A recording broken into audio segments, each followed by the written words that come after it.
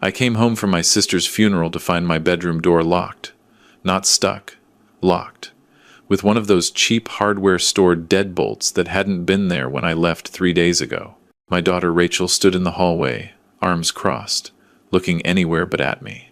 Behind her, my son-in-law Marcus leaned against the wall with that same smirk he'd worn the day he convinced Rachel to let them move in temporarily 5 years ago. "Dad, we need to talk." Rachel's voice was small, smaller than it had been when she was 8 and confessing to breaking my toolbox. I set down my overnight bag. About why there's a lock on my bedroom door? Marcus's father needs a place to stay. His apartment building is being renovated. So you gave him my room. Not a question. The anger hadn't hit yet. Just this cold, clear understanding that this was actually happening. Marcus pushed off the wall. "Look, Gerald, my dad's got health issues. He needs the master bedroom. It's got the attached bathroom, better for his mobility. Your stuff is all in the garage. We moved it carefully. You moved my belongings into the garage." "Just temporarily," Rachel said quickly, "until we figure something out." I walked past them. The garage door was open, my bed frame leaning against the wall, boxes everywhere, my mother's quilt thrown over a stack of plastic bins, the wooden chest my father made me when I turned 18 sitting on the concrete floor. They'd been thorough, even taken the photos off my walls. I stood there for maybe 30 seconds. Then I walked back inside, pulled out my phone, and called my lawyer. "Tom? It's Gerald Watson. I need you to draw up an eviction notice." "Yes, I know what time it is." "No, this can't wait until Monday." Rachel's face went white. "Dad, you can't." "This is my house, Rachel. My name is on the deed. Your name is not. Marcus's name is definitely not." I looked at my son-in-law. "You have 30 days to vacate the premises." "You're kicking out your own daughter?" Marcus's smirk was gone. "I'm evicting people who broke into my bedroom, installed a lock without my permission, and moved an unauthorized occupant into my home." I kept my voice level. 42 years working in civil engineering taught me how to stay calm when structures were collapsing. "Rachel is welcome to stay if she'd like. You and your father are not." An older man appeared in the hallway. Had to be Marcus's father. He looked confused, holding a TV remote. "What's all the yelling about?" "Nothing, Dad," Marcus said. "Just go back to the room." "That's not your father's room," I said. "That's my room, in my house, which I bought with my own money in 1987. The old man looked at Marcus. "You said this was your place." "It is, Dad. Don't worry about it." "No," I said. "It's not. Your son lied to you." Rachel was crying now. "Dad, please. We just needed—" "What you needed was to ask, like adults. Instead, you waited until I was at my sister's funeral to stage a home invasion." I picked up my overnight bag. "I'm going to stay at a hotel tonight. When I come back tomorrow, I expect Marcus's father gone and my bedroom restored, or Tom files the eviction paperwork first thing Monday morning." I drove to a Hampton Inn on the interstate, sat in the parking lot for 10 minutes before I could make myself go inside. My sister Linda was dead at 63, breast cancer. I'd just spent 3 days watching her kids fall apart, being the strong one, holding it together. And I came home to this. The hotel room was generic and clean. I sat on the edge of the bed and finally let myself feel it. Not just angry, betrayed. Linda had warned me 2 years ago when I'd mentioned Rachel and Marcus were still living with me. "Gerald, they're using you," she'd said. "Rachel's a grown woman with a husband who works full-time. They can afford their own place. They're saving up for a house." For 5 years, Linda had given me that look, the one she'd perfected in childhood when I was being deliberately obtuse. "Wake up, baby brother. They found a free ride and they're not getting off." I should have listened, but Rachel was my only child. After her mother died, I'd promised myself I'd always be there for her. Apparently, I'd confused being supportive with being a doormat. My phone buzzed. Text from Rachel. "Dad, please come home. We need to talk about this." I typed back. "We can talk when my room is restored and Marcus's father is gone. Not before." Another buzz. Marcus this time. "You're being unreasonable. We'll figure out a compromise." I blocked his number. The next morning, I called a locksmith before I called anyone else. Had him meet me at the house at 9 a.m. Rachel's car was in the driveway. Marcus's truck was gone. Rachel opened the door, looking like she hadn't slept. Dad, is Marcus's father still here? He left this morning. Marcus took him to a motel. Good. The locksmith will be here in 10 minutes. We're changing all the locks. You're really doing this? Yes. I walked past her to my bedroom. The door was open now. The cheap deadbolt removed, but the holes still visible in my doorframe. My furniture was back, but nothing was where it should be. Drawers closed wrong. Bedspread wrinkled. My father's wooden chest shoved in the corner. They'd hung different curtains, heavier ones, darker. I took them down and carried them to the garage. Found my curtains in a box labeled bedroom, Gerald, like I was a guest in my own house. The locksmith arrived. Young guy, maybe 30. Professional.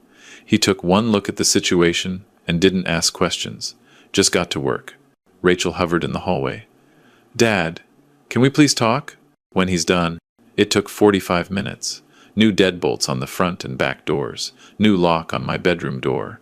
The locksmith handed me the keys, just 2 sets this time. These are the only copies? I asked. Yes, sir. I can make more if you need them. I don't. I paid him, added a generous tip. After he left, I sat down at the kitchen table. Rachel sat across from me. She'd been crying again. I'm sorry, she said. We shouldn't have done it that way. But Dad, Marcus's father really did need help. Then Marcus should have helped him, in an apartment Marcus pays for, or a motel, or literally anywhere that isn't my bedroom. We can't afford. Rachel, you're 34 years old. Marcus is 36. You've both been working full-time for over a decade. The fact that you can't afford anything tells me exactly where this conversation needs to go. She looked down at her hands. Still wearing her mother's wedding ring. I'd given it to her when she turned 21. Sarah would have known what to say right now. She always knew how to be firm without being cruel. I've let this go on too long, I continued. You and Marcus living here rent-free. Me paying all the utilities, the property taxes, the insurance, buying most of the groceries, maintaining everything. We help out. You do dishes sometimes and mow the lawn when I remind you 3 times. That's not helping out. That's the bare minimum. So what are you saying? I'm saying you're an adult, and it's time to act like one. You and Marcus have 30 days to find your own place. I'll help with the deposit if you need it, but you're moving out. Dad, you can't be serious. I've never been more serious about anything in my life. I pulled out the second set of keys. These are yours for the next 30 days. After that, I'm changing the locks again, and you won't have a copy. She took the keys, handshaking. Where are we supposed to go? That's for you and Marcus to figure out. You're both employed. You can get an apartment. I stood up. I'm done being walked over, Rachel. I'm done being convenient. If you want a relationship with me after this, it's going to be built on respect, not dependency. I went to my bedroom and closed the door, locked it.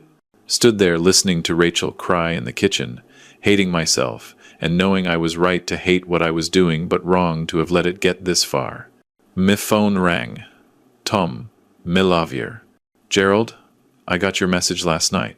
You sure about this? Completely. All right.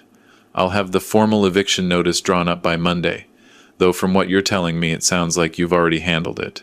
I want the paperwork anyway, in case they don't leave voluntarily. Smart. Also, Gerald, I'm sorry about Linda. Thanks, Tom. You need anything else, you call me. Day or night. After we hung up, I sat on my bed and looked at my room. Everything back where it belonged, more or less, but it felt different now.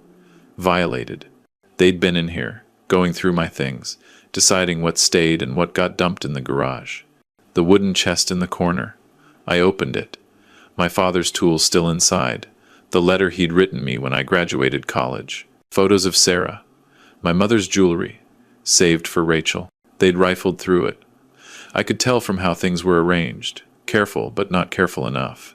I spent the rest of the day putting my room back together properly. Found more of my things in the garage. Books. My father's watch. The framed photo of Sarah and me on our wedding day that used to sit on my dresser. Rachel knocked on my door around dinner time. Dad, Marcus is home. He wants to talk to you. I don't want to talk to Marcus. Please, Dad. 5 minutes. Against my better judgment, I opened the door. Marcus stood behind Rachel, wearing his work clothes. Auto mechanic, good with his hands, terrible with boundaries. Gerald, I think we got off on the wrong foot this morning, he started. You broke into my bedroom, Marcus. There's no right foot for that conversation. We didn't break in. We just installed a lock, without my permission, on my door, in my house. I could feel my blood pressure rising. You know what that's called? Breaking and entering. I could have called the cops instead of a lawyer. Over a lock, over unauthorized occupancy, and illegal eviction.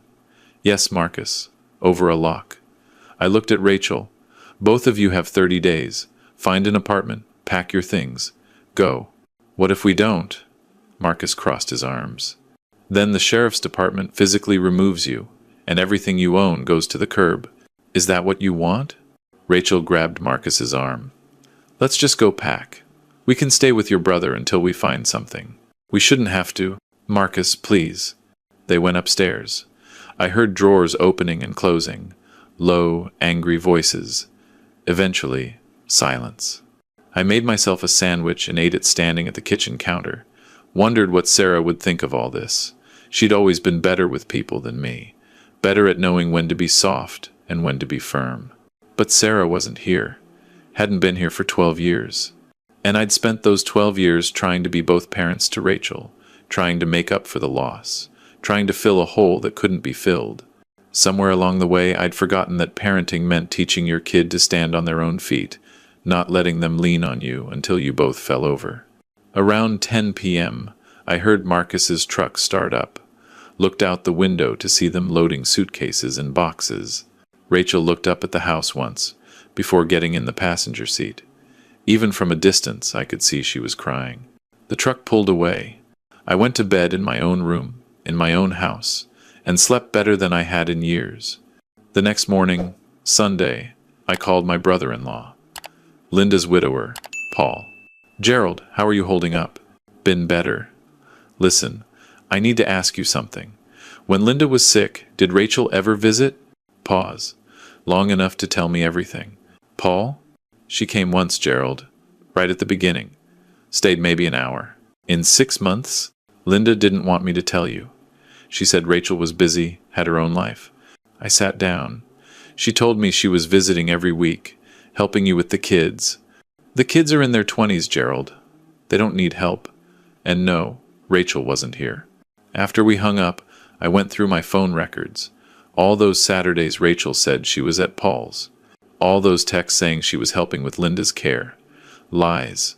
Every single one. I found her on Facebook instead. Photos from every Saturday for the past 6 months.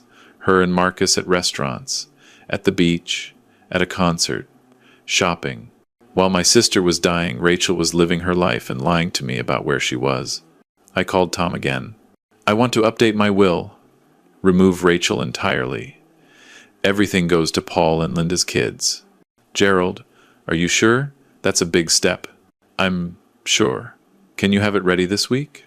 I'll have it ready tomorrow. Monday morning I went to the bank. Removed Rachel from all my accounts.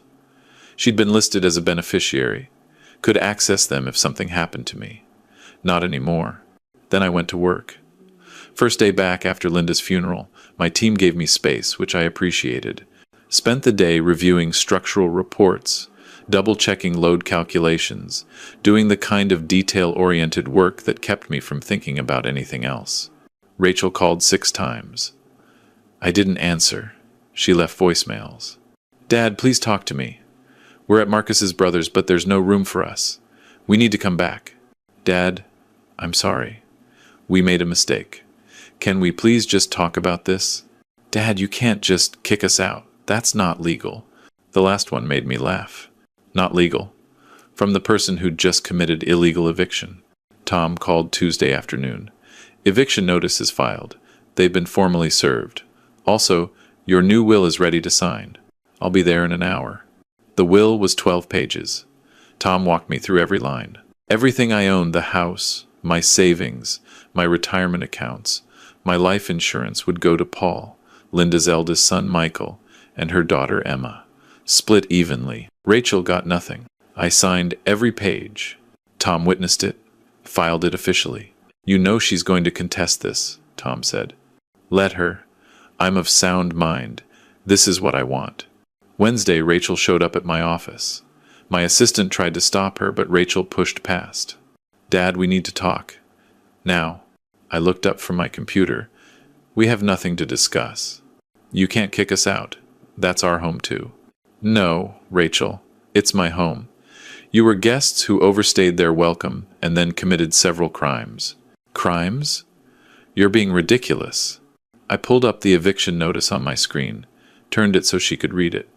Illegal eviction, unauthorized occupancy, installation of locks without owner consent, breaking and entering, fraud. Tom filed criminal complaints this morning. The DA is reviewing them. Her face went pale. You're having us arrested? I'm letting the law decide if what you did was criminal. Which it was. I closed my laptop. Rachel, you lied to me for 6 months about visiting your aunt. You moved a stranger into my bedroom. You threw my belongings in the garage like trash. You've been living off me for 5 years without contributing anything meaningful.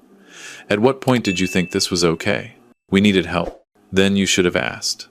Like an adult. Instead, you lied, manipulated, and stole. I stood up.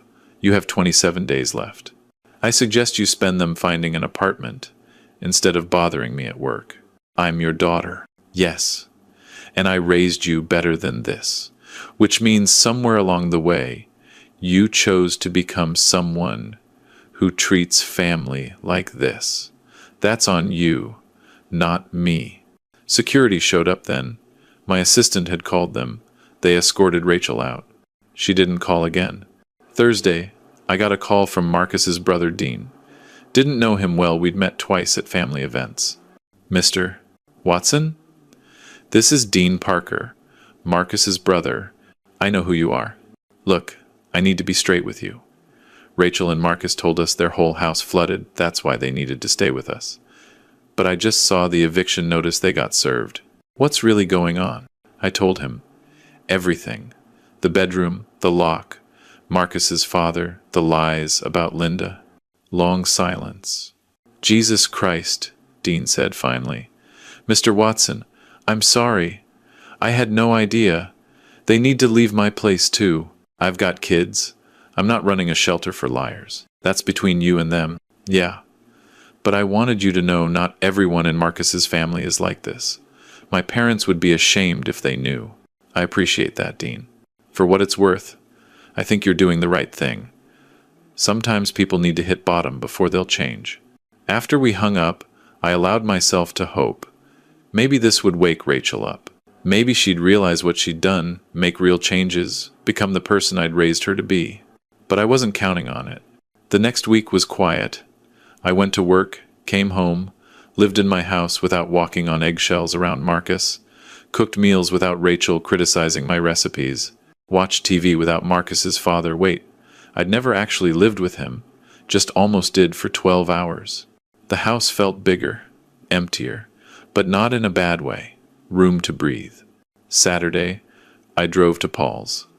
Brought lunch from the deli Linda loved. We sat on his back porch, eating sandwiches and not talking much. Rachel called me, Paul said eventually. Asked if she could borrow money. Said you'd kicked her out over nothing. What did you tell her? I told her I knew she hadn't visited Linda, that she'd lied to you for months while her aunt was dying. Then I hung up. I took a bite of my sandwich, chewed carefully. I changed my will. Everything goes to you and the kids now. Paul looked at me. Gerald, you don't have to do that. I want to. You were there for Linda. Your kids were there. Rachel wasn't. Family isn't about blood, Paul. It's about showing up. She's still your daughter. I know. But I'm done rewarding bad behavior. Maybe if she has to actually face consequences, she'll grow up. And if she doesn't, then at least I'll know I tried everything. I finished my sandwich. Linda was right about them using me. I should have listened. Linda loved you. She just wanted you to be happy. I'm working on it. The 27th day, I came home to find Marcus's truck in my driveway. Rachel standing on the porch. My jaw tightened. I parked, got out slowly. You're trespassing, I said. Dad, please. Just listen. We found an apartment. We're moving in this weekend. We just need to get the rest of our things. Fine. You have 1 hour. I'll be watching to make sure you only take what's yours. They worked fast, I'll give them that. Boxes of clothes, kitchen items they'd bought, electronics. I checked every box. Caught Marcus trying to take a TV I'd bought 3 years ago. That stays. Come on, we need a TV. Then buy one. That's mine. He put it back, glaring. When they finished loading the truck, Rachel turned to me one last time. Dad, I'm sorry. I know I messed up. Can we, maybe in a few months, can we talk? I looked at my daughter, 34 years old, Sarah's eyes. My stubborn chin, a person I'd raised and loved and apparently failed somewhere along the way. You want to talk? I said. Get your life together. Get some therapy. Figure out why you thought any of this was acceptable. Then maybe we can have a conversation about rebuilding trust. But Rachel, that's years away, not months. You don't fix what you did with a phone call. She nodded, crying. Got in the truck. They drove away. I went inside, walked through the house room by room, kitchen clean, living room empty of their clutter, my bedroom exactly as I'd left it this morning. The house was quiet, but it was mine again. I called Tom. They're out. Thanks for your help. Glad it's resolved. You doing okay?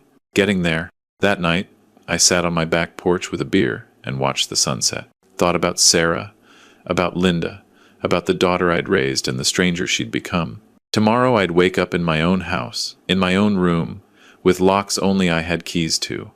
I'd make coffee in a kitchen that stayed clean. I'd live my life without supporting two adults who should have been supporting themselves years ago. It hurt. God, it hurt like losing Sarah all over again, but it was the right kind of hurt, the kind that comes from setting a broken bone. Painful, but necessary for healing. My phone buzzed. Text from Paul. Michael wants to know if you're coming to dinner Sunday. Emma's making Linda's lasagna. I smiled. Typed back. I'll be there. Should I bring anything? Just yourself. Your family. Yes, I was family. And family showed up. Family told the truth. Family didn't throw your belongings in the garage and lock you out of your own bedroom. I'd spent 5 years confusing, enabling with love. Spent 12 years trying to fill a hole that Sarah left, using Rachel as the filler instead of accepting that some holes can't be filled, only lived with. But I was done with that now. I finished my beer, went inside, locked the door behind me, my door, my locks, my choice, and went to bed in my own room. For the first time in longer than I could remember, I felt at peace.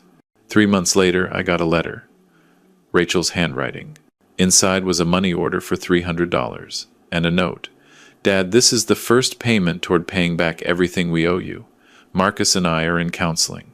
We're learning a lot about ourselves and about boundaries. I'm not asking for forgiveness yet. I just want you to know I'm trying to do better. Love, Rachel. I held the money order for a long time. $300 wouldn't make a dent in what they owed, but it was something, an acknowledgement, a start. I didn't cash it.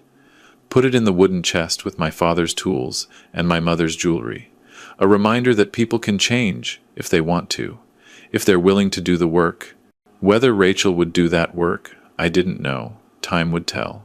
But in the meantime, I had a life to live, a house to enjoy, family dinners with Paul and the kids every Sunday, my sister's memory to honor by showing up, telling the truth, and not letting anyone walk over me ever again. Linda would have been proud. I know Sarah would have been too. And for the first time since this whole mess started, I was proud of myself. For standing up, for saying no, for remembering that love without boundaries isn't love at all. It's just slow destruction. And I was done being destroyed.